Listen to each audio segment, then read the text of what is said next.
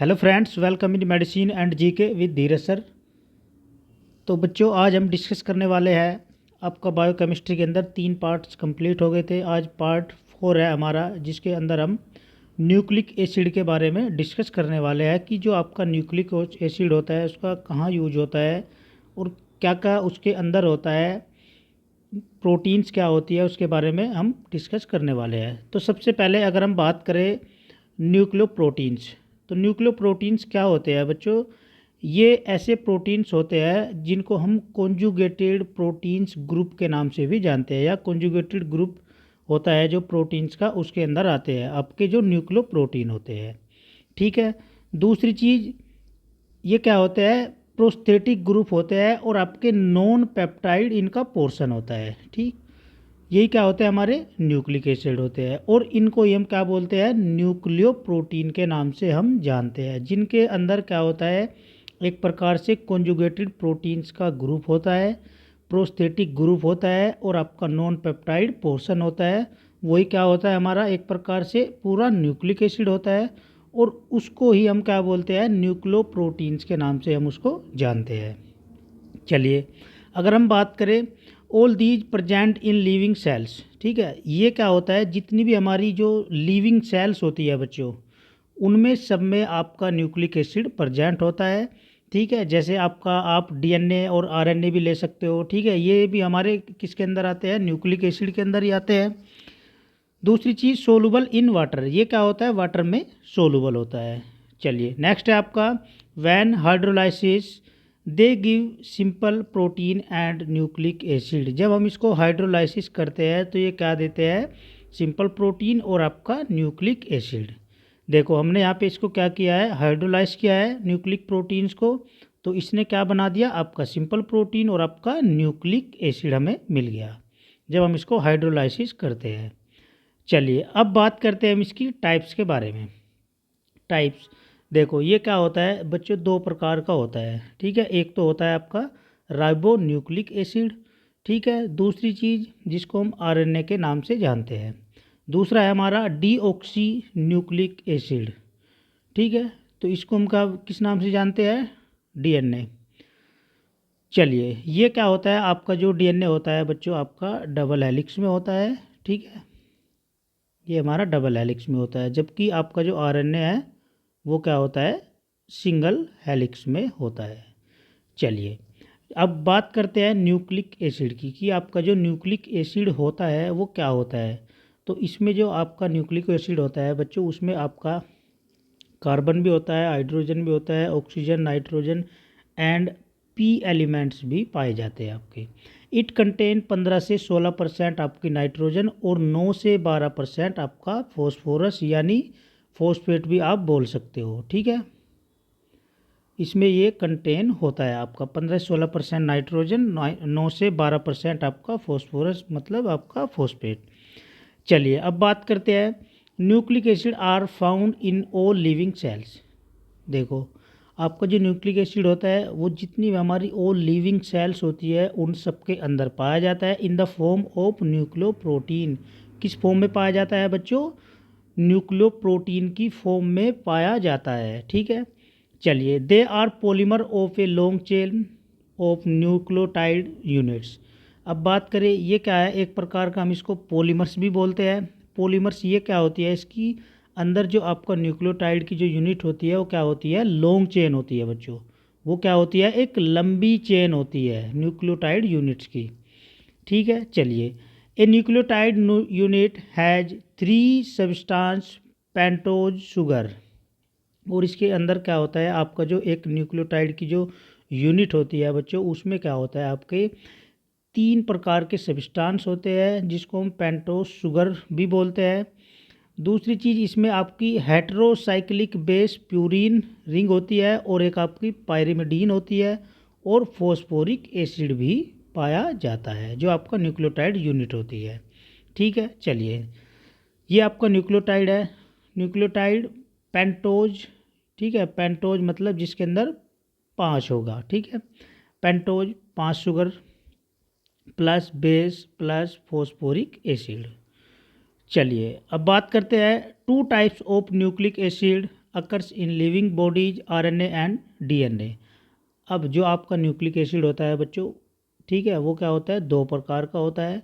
जो हमारी living bodies होती है जिनके अंदर आरएनए और डीएनए भी होता है, इनके अंदर भी आपका न्यूक्लिक एसिड पाया जाता है। ठीक है, चलिए अब बात करते हैं हम chemical composition of RNA and DNA. तो इसकी बारे में देख लेते हैं। इसमें फर्स्ट है आपका पेंटोज शुगर। तो इसमें क्या होता है, it contain 2,5 carbon containing sugar. इसमें क्या होता है बच्चों, 2,5 कार्बन्स कंटेन होते हैं हमारे किसके, जो शुगर्स होता है, शुगर के, जिसको हम शर्करा के नाम से भी जानते हैं। जिसको हम किस नाम से जानते हैं, शर्करा के नाम से भी जानते हैं।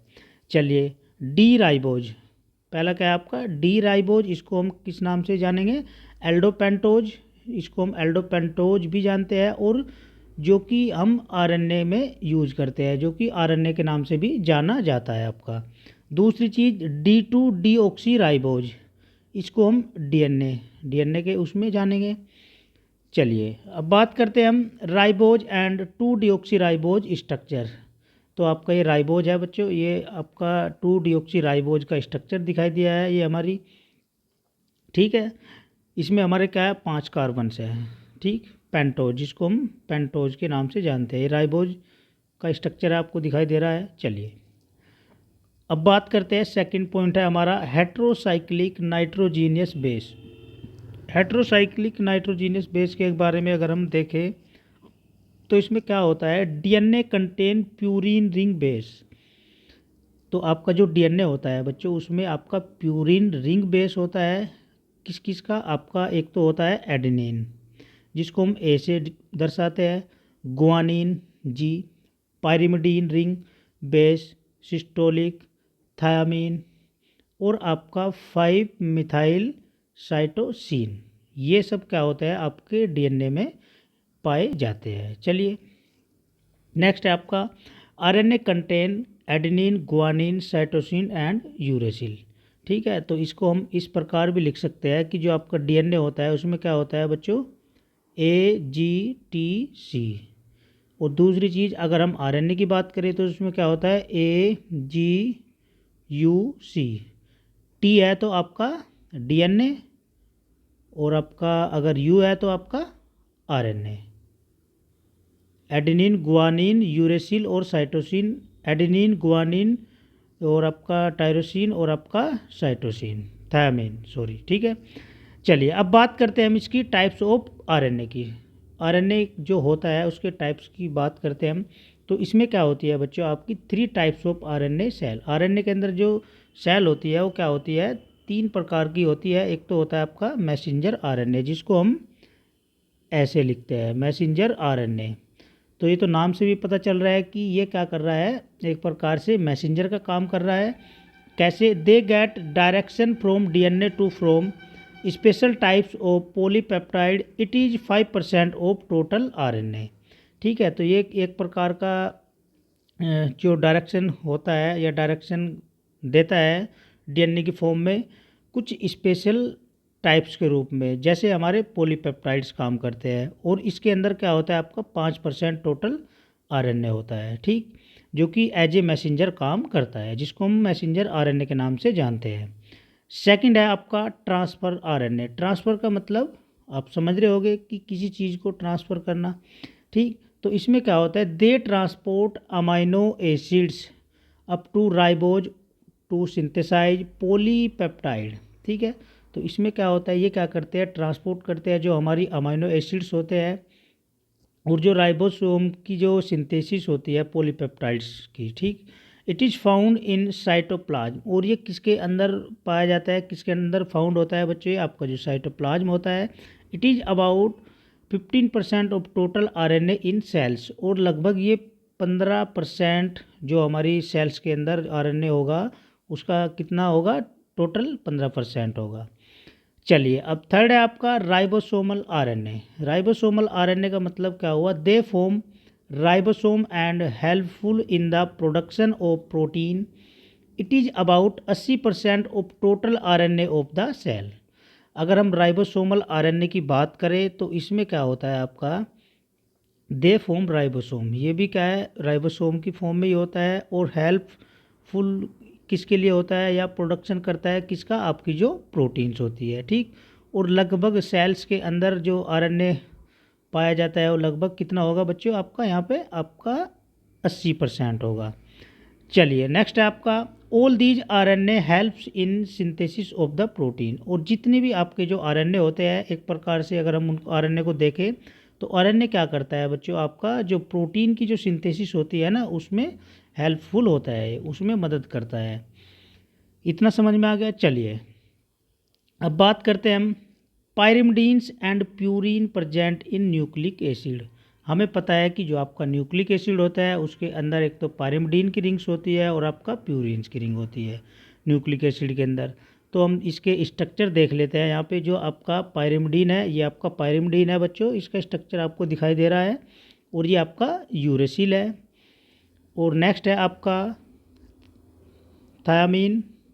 और नेक्स्ट है आपका साइटोसिन। ये आपको समझ में आ रहा है, स्ट्रक्चर आप देख लेना, बहुत इजी स्ट्रक्चर है। बेंजीन रिंग बनानी है, इसमें हमें कार्बन्स देखने हैं, ठीक है।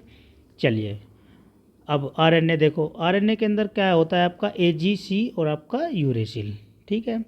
डीएनए के अंदर क्या होता है आपका एजी थायमीन और आपका साइटोसिन एजीटीसी। और आपका जो आरएनए है उसके अंदर एजीसीयू। चलिए अब बात करते हैं हम difference between nucleotide and nucleoside. तो न्यूक्लियोटाइड और आपका जो न्यूक्लियोसाइड होता है वो क्या होता है, उसके बारे में हम देखने वाले हैं। तो ये आपका क्या है बच्चों, आपको दिखाई दे रहा है न्यूक्लियोटाइड, और ये क्या है आपका न्यूक्लियोसाइड।